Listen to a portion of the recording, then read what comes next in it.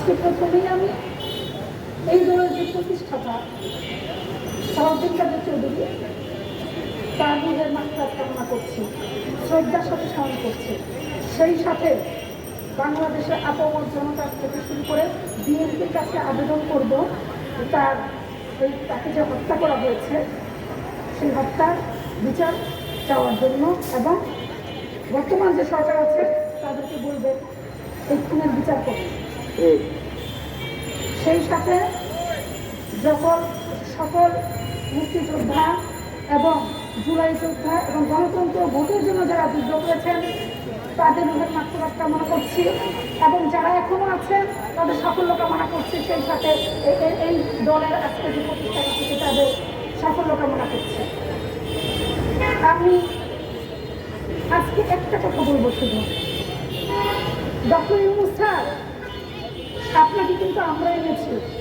আপনি কি জানেন বাংলাদেশ সৃষ্টির পর থেকে একমাত্র ব্যক্তি আপনি যাকে এদেশে দল মত নির্বিশেষে আপনাকে বিশ্বাস করেছিল, আপনার উপর ভরসা করেছিল এমন ব্যক্তি বাংলাদেশের আসবে।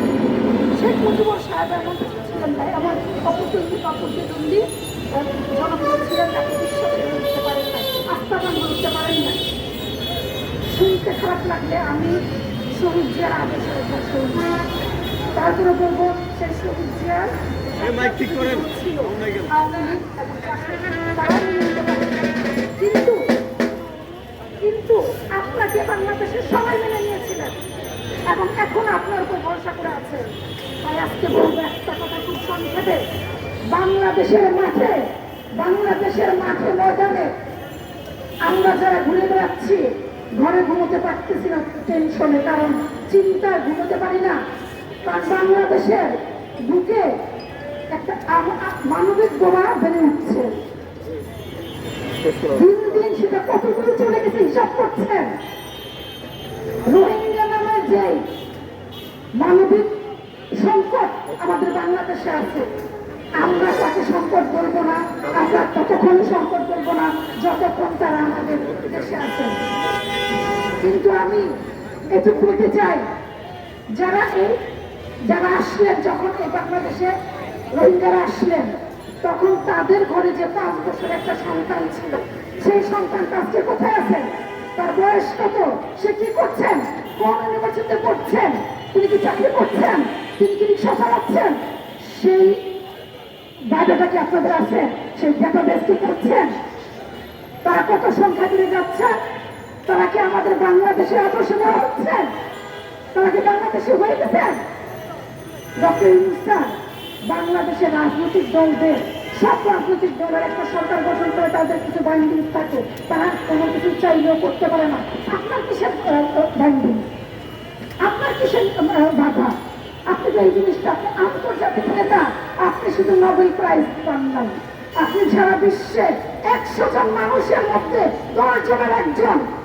বিশ্বের মধ্যে বিদেশের রানী সারা বিশ্বে টিকিট ছাড়া এবং ভিসা ছাড়া ঘুরতে পারেন, আর আপনি একজন ব্যক্তি যিনি টিকিট ছাড়া সারা বিশ্ব ঘুরতে পারেন। স্যার আপনি কি পারেন না আমাদের এই মানবিক যে বোমা দিন দিন বাংলাদেশের ভিতরে বেড়ে উঠছে সেটা সমাধান করতে?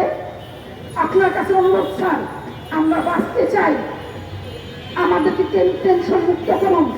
বাংলাদেশে যে ভোটার মেডালগুলো হচ্ছে, হাত কেটে ফেলছে, আমি যদি কোনো দেশে এভাবে রোহিঙ্গাদের মতো থাকতে যেতাম, তাহলে সেই দেশের খারাপ লোকেরা, ক্রিমিনালরা আমাকে যেভাবে ইচ্ছে ব্যবহার করতো, কারণ আমার যাওয়ার উপায় নাই, আমার যাওয়ার জায়গা নেই, যা বলবে তাই করতে হবে আমাকে। আপনি কেন এদিকে খেয়াল দিচ্ছেন না?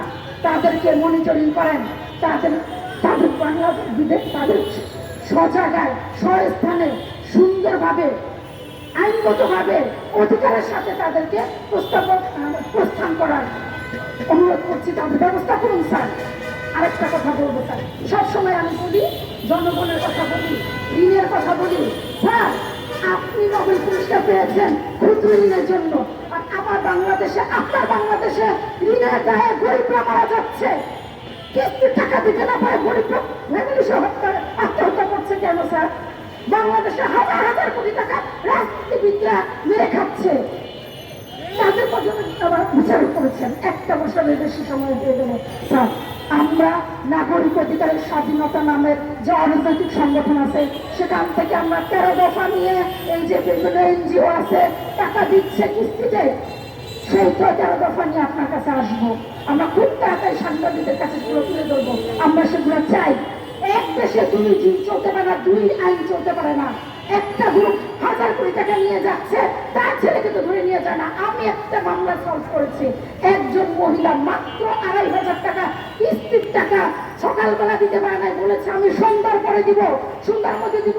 সন্ধ্যা 7টার মধ্যে দিতে পারে না দেখে তার মেয়ে এসএসসি পরীক্ষার্থী মেয়েকে টেনে নিয়ে অফিসে আটকে রেখেছে। রাতে 2:30 বাজে সেই টাকা দিয়ে আমি ছাড়াই নিয়ে আসছি। মাত্র 250 টাকা ছিল, টোটাল 18,000 টাকা কিস্তি বাকি ছিল। সপ্তাহে 2,500 টাকা আর 250 কোটি টাকা যারা মেরে খায় তার ছেলেকে রাজ্য থানায় ধরে নিয়ে আসে না। ওই ব্যাংকে কোনোদিন সেই মন্ত্রীর ছেলেকে ধরে আনছিল, মেয়েকে ধরে আনছিল। বলেন এক দেশে নিয়ম চলবে না স্যার। এগুলা কোনো রাজনৈতিক দলের পক্ষে করা সম্ভব না, কারণ একটা দলকে নির্বাচন করতে হলে তাকে অনেক কমিটমেন্ট দিতে হয়, অনেকের সাথে আঘাত করতে হয়। আপনার কিসের ভয় স্যার বলেন? বাংলাদেশের ঘরে ঘরে আপনি স্বর্ণের অক্ষরে লিখে থাকবেন, আপনি বেশি কিছু লাগে না। এই ঋণের আমাদের 13 কথাগুলো মেনে নিয়ে ঋণের সমস্যাটা আনেন, আপনি দ্রব্যমূল্য কমিয়ে দেন, ভোটের অধিকার দেন, জনগণ যাতে নিরপেক্ষ ভোট দিতে চায়। ওই যে দাবি মার্কা ভোট না, সত্যিকারের ভোট। আমাদের সময় আমরা যেমন সবচেয়ে দামি সবচেয়ে সুন্দর সাইজা করে ভোট দিতে যেতাম, সেই রকম ভোটের একটা ব্যবস্থা করে দেন, রোহিঙ্গাদের সমস্যার সমাধান করে দেন।